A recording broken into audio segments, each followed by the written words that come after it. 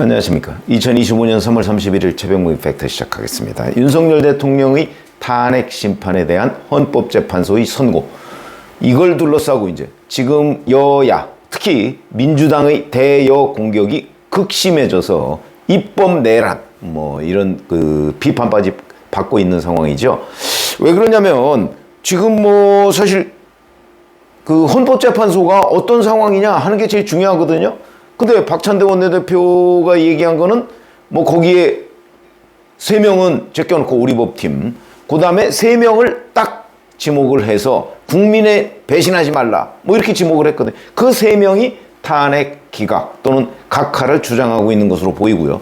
2명에 대해서는 즉시 선고하라 그러는데 아마 중도적 입장 내지는 대세를 따르는 형으로 분류가 된 것으로 보입니다. 헌재 재판관 8명을 3그룹으로 분류해서 얘기를 했거든요. 그걸 제가 천기누설이라고 얘기한 이유는 헌법재판소와 이재명 대표 측 민주당 간의 커넥션, 그건 우리가 여러 차례 얘기를 했기 때문에 그 커넥션이 지금 작동하고 있다, 이렇게 보는 것이 합리적이라는 관점에서 말씀을 드린 거고요. 자, 이렇게 되다 보니까 이제 마은혁 후보자를 임명하지 않으면 6명을 채울 수가 없다, 이런 생각에서 이재명 대표와 민주당이 마은혁 후보자를 임명하라, 대통령 권한대행을 상대로 그런 협박을 하고 있죠.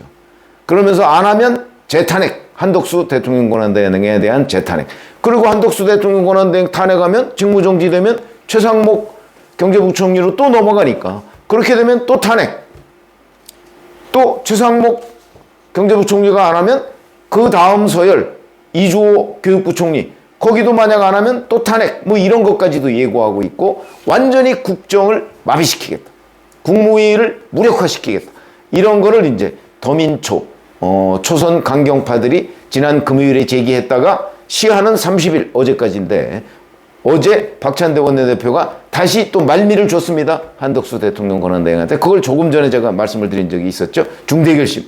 근데 그 중대결심 아무런 효과가 없을 것이다, 여기까지 제가 말씀을 드렸습니다. 이러다 보니까 이제 국민의힘에서는 권성동 원내대표가 이 초선 의원들을 비롯한 김어준 씨 이런 사람들을 내란 선동죄 이렇게 고발하겠다고 지금 얘기를 하고 있고요. 그러다 보니까 또 민주당은 그에 맞서서 무고죄 그런 것들은 의미가 없습니다. 지금 고발해서 언제 수사하고 어떻게 됩니까? 의미가 없고 정쟁적 수준이라 이렇게 보시면 될 거고요. 핵심은 역시 헌법재판소입니다. 자, 윤석열 대통령에 대한 헌법재판소의 탄핵 변론 종결 2월 25일에 있었습니다. 그로부터 오늘까지 33일이 지났습니다. 33일. 한 달도 더 지났죠. 노무현 대통령 탄핵 사건 얼마 지났죠?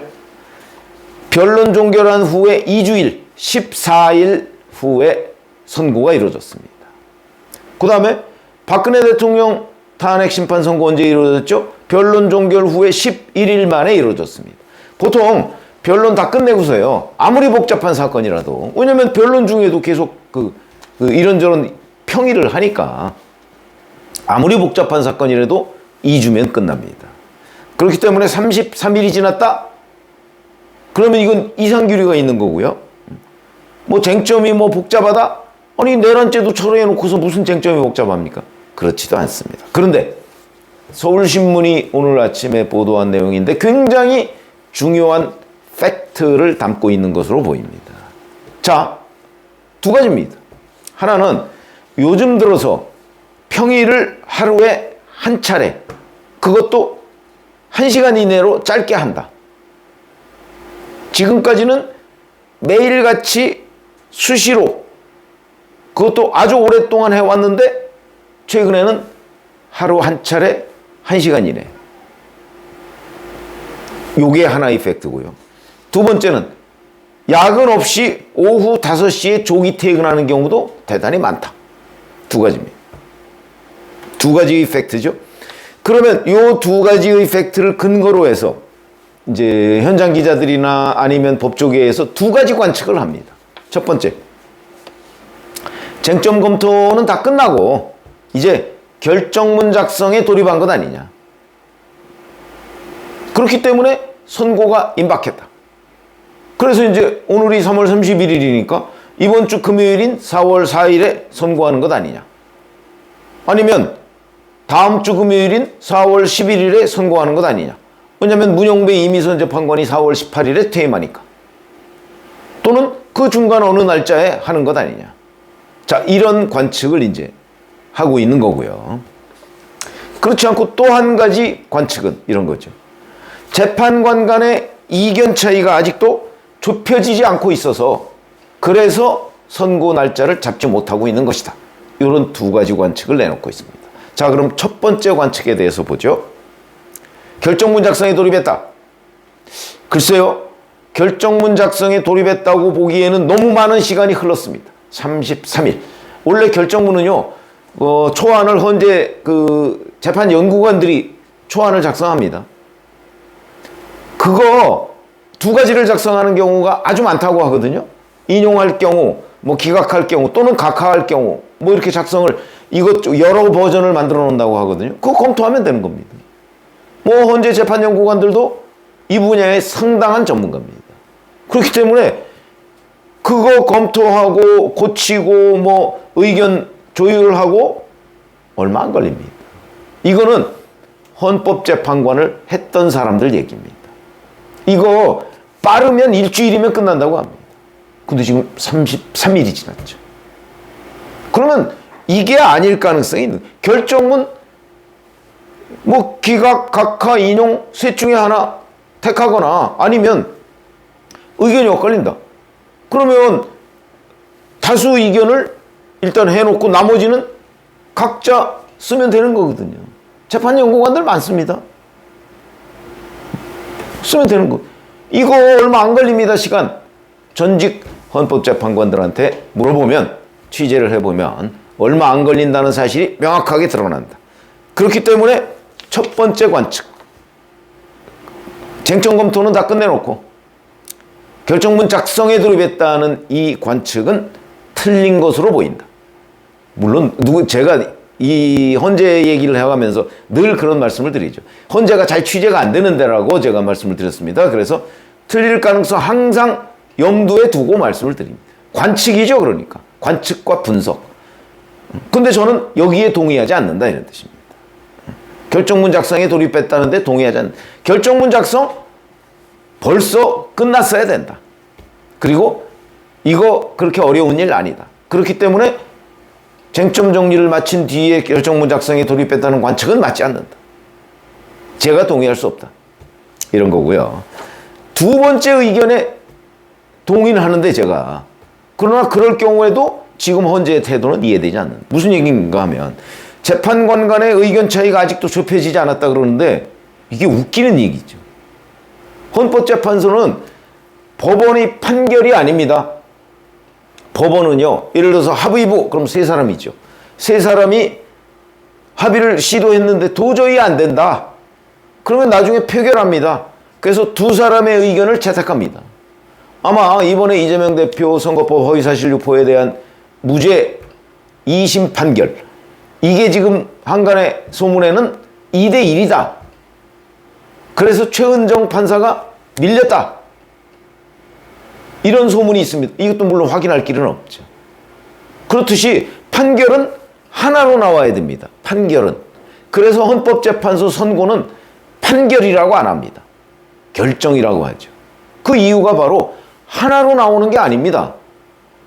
물론 전원일치되면 하나로 나오죠. 전원일치의 결정, 이렇게 해서 하나로 나옵니다. 그게 바로 뭐 지난번에 뭐 검사 탄핵 3명 기각, 이게 전원일치 아닙니까? 이렇게 해서 하나로 나오고, 그리고 이진숙 방송통신위원장 탄핵 기각처럼 그거는 기각인데, 똑같은 기각인데 4대4로 나왔습니다. 헌재는 6명이 동의해야 결정이 이루어집니다. 6명 동의에 실패했기 때문에 4대4입니다. 그래서 기각됐습니다. 그런 거죠?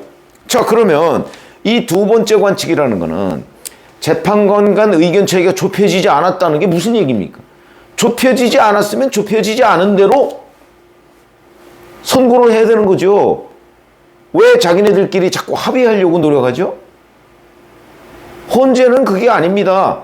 의견이 다르면 몇 명이 이런 의견입니다. 그리고 거기에 다른 의견이 있다 그러면 별개의 의견으로 발표해서 6명이 되면 이 다수의 의견을 채택해서 그대로 진행이 되는 거고, 그렇지 않고 5명, 4명 이렇게 됐다 그러면 그 의견을 국민 앞에 공표를 하고, 그러면 탄핵은 기각됐습니다. 또는 각하됐습니다. 이렇게 얘기하는 겁니다. 그게 헌재의 결정입니다.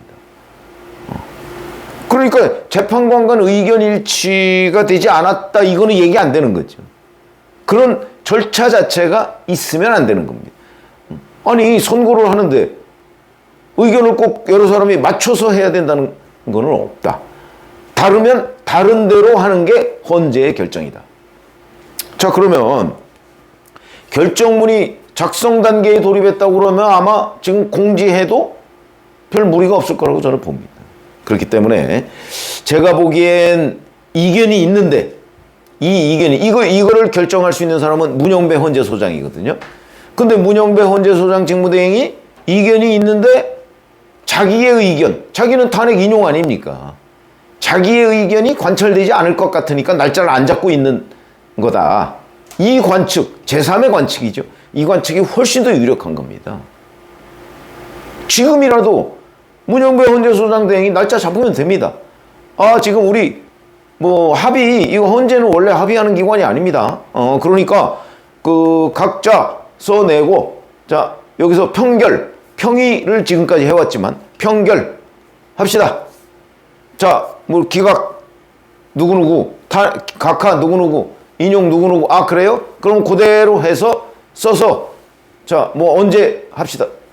발표하면 끝입니다. 그게 헌재의 역할이에요. 근데 그걸 지금 문영배 헌재소장이 안 하고 있는 거지 않습니까? 왜 안 하겠습니까? 의견이 엇갈려서 안 한다는 건 말이 안 된다. 엇갈리면 엇갈린 대로 국민 앞에 공표를 해야 되는 거죠. 안 하고 있는 이유는 제가 보기엔 딱 하나다. 자기의 뜻이 관철되지 않을 것 같으니까. 즉 탄핵이 인용되지 않을 것 같으니까. 그걸 박전대 원내대표가 지난 토요일 장애집회에서 사실상 공개한 거 아닙니까? 그러니까 계속 미루고 마은혁을 투입해서 자기의 의견을 관철시키기 위한 것이다. 그러면 민주당이 탄핵을 한다면 누구를 탄핵해야 되겠습니까? 문영배를 탄핵해야 되는 거죠. 왜 안 하고 있느냐? 안 하고 있는 사람을 탄핵해야죠. 박근혜 대통령 때도 8명으로 탄핵 인용했는데 지금 안 하고 있는 사람을 탄핵해야 되는데 마은혁을 투입 안 한다고 탄핵하려는 이 엉뚱한 일을 벌이고 있는 곳이 바로 민주당이다. 그렇기 때문에 제가 보기엔 서울신문의 이 취재는 2가지 팩트. 요즘 들어서 평이 거의 없다. 조기 퇴근하기도 한다. 이 얘기는 평의가 끝났다. 이런 정황이 되는 거고, 그 평이 끝났는데 왜 안 하느냐? 그거는 문영배 헌재소장 책임이다. 이렇게 말씀을 명확하게 드릴 수 있지 않을까? 저는 그렇게 판단합니다. 고맙습니다.